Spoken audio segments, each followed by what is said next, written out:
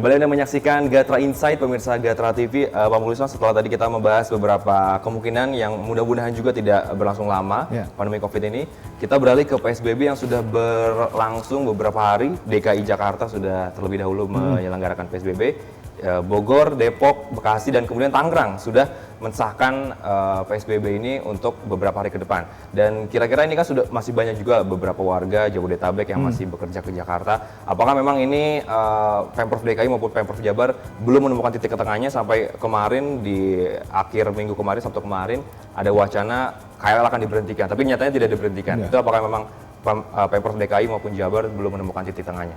Saya kira memang kebijakan antar pemerintah pusat dan daerah ini yang belum konsisten soal misalnya tadi KRL tadi tapi memang setiap Pemda kan punya pemikiran sendiri.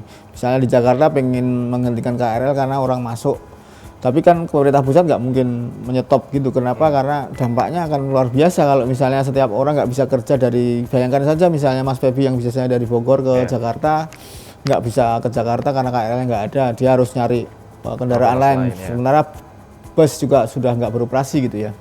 Ini juga akan berdampak sendiri kalau misalnya memang benar-benar misalnya tadi di lockdown secara ketat gitu.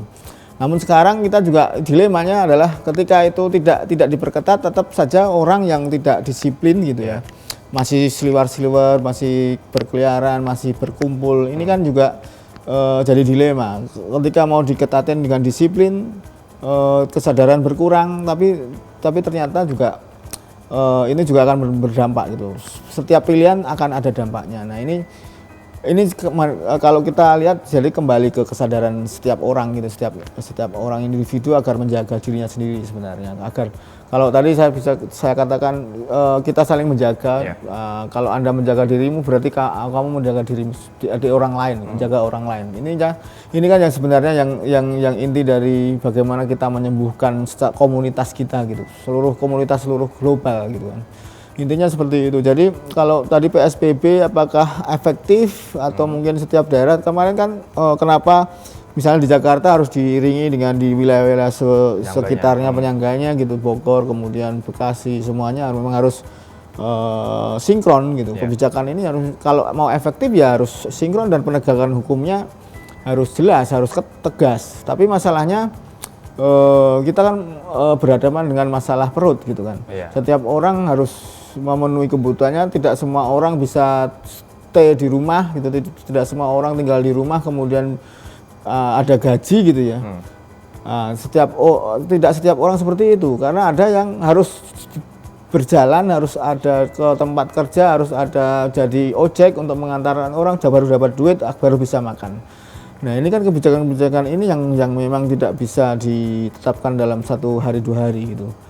Kesadaran mungkin dalam 2 minggu untuk tinggal di rumah mungkin bisa, tapi apakah itu juga apakah semua orang bisa melakukan?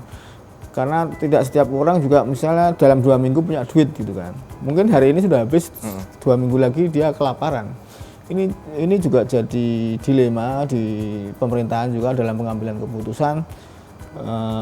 Meskipun juga jadi orang gemes, ini gimana sih kalau seharusnya dari awal dulu penetapan PSBB ini sudah dilakukan, pembatasan seperti apa, mekanisme seperti apa jelas gitu ya. Kemudian bantuan gitu, kalau memang benar-benar dilakukan adalah bantuan bagaimana misalnya seorang buruh yang tidak bekerja, seorang nelayan misalnya di pantai utara di Jakarta gitu, dia ada jaminan untuk hidup dalam 2 pekan gitu misalnya. Saya kira juga itu lebih baik. Nah ini kebijakan ini kan juga harus dipikirkan juga. Makanya PSBB ini saya kira juga harus ada evaluasi, kalau bisa diperpanjang tapi dengan penyempurnaan yang memang harus dilakukan di sana sini. Dan memang PSBB sendiri untuk di beberapa daerah di luar Jawa juga sudah banyak yang mengajukan kepada Menteri Kesehatan untuk di-approve langsung.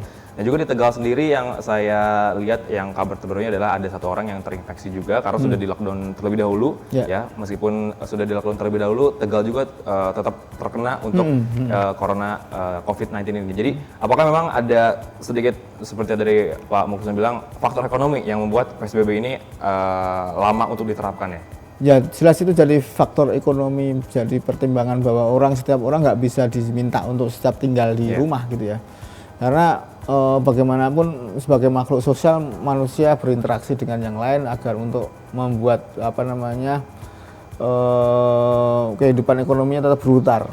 Dia berdagang, bertemu orang untuk bertransaksi ini kan nggak bisa dihindari gitu. Untuk bisa tetap hidup dia harus berinteraksi dengan orang yang lain. Nah ini nggak mungkin sekarang ada alat gitu ya misalnya tapi tetap saja kan misalnya mengirim barang kita beli secara online tetap kita pakai jasa kurir gitu kan dan itu orang juga. Nah orang ini bertemu dengan orang juga punya kemungkinan untuk dapat terpapar penyakit ini. Jadi saya kira ya itu tadi perlu ada suatu titik di mana sebuah penanggulangan ini dilakukan secara menyeluruh gitu.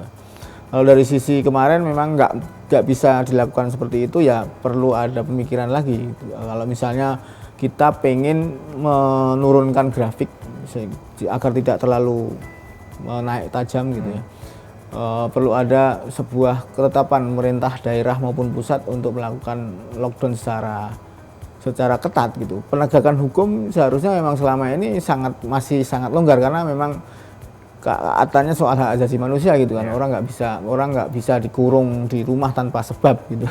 Intinya ya ini juga dilema tadi Mas Febi.